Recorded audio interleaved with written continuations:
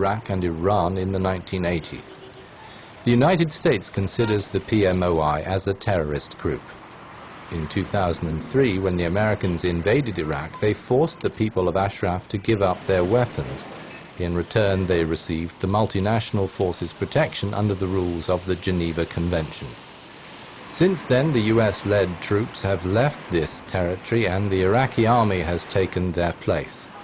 Under pressure from Tehran, the government in Baghdad could soon close Ashraf. Some of the PMOI have begun to withdraw already.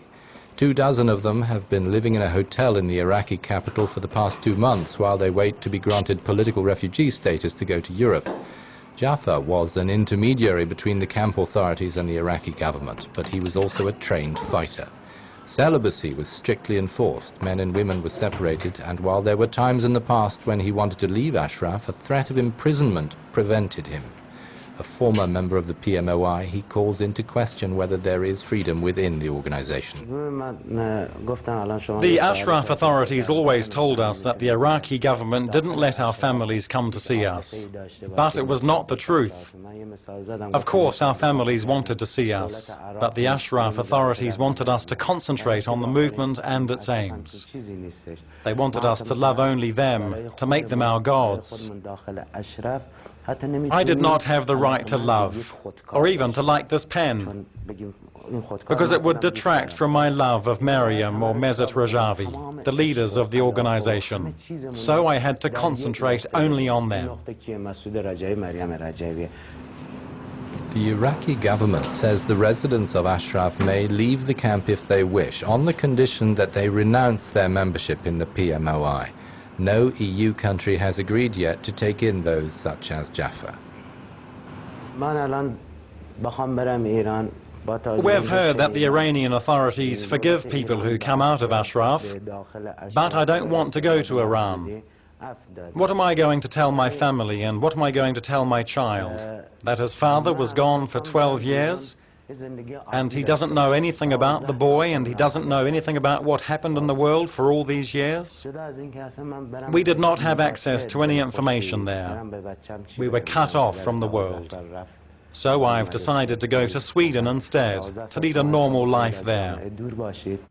The former governor of the province in which Ashraf is situated says somewhere else must be found for its residents. All lived abroad, and most of us, some of them, they were as what they call it, asylum seekers within these countries, and some as refugees within like Europe or the neighbor countries during the last regime. So we should look at it from a humanitarian reason. We shouldn't be cruel to them. We should take it in a legal way.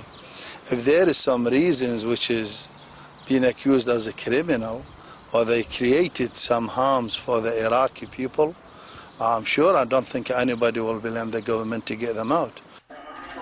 A specialist and founder of a Brussels-based geostrategic research institute describes the United States' point of view of the People's Mujahedin. The Americans reacted according to an old rule: my enemy's enemies are my friends. They realized that the main opposition, the best organized against the Iranian regime, were the People's Mujahedin.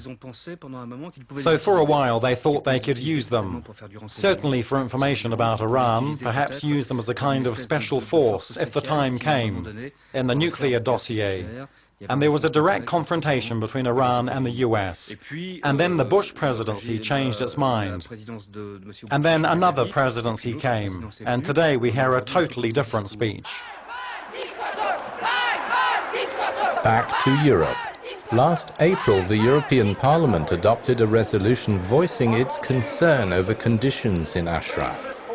In my opinion, every people which demand freedom and human rights in Iran, we should support these people, and European Parliament and European institutions should support opposition in Iran and Iranian organization outside Iran. This French woman at the annual PMOI rally makes plain that the group has been seeking public attention in Europe for quite some time.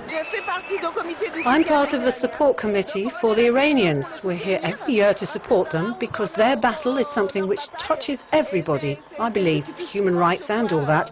That's why we're here.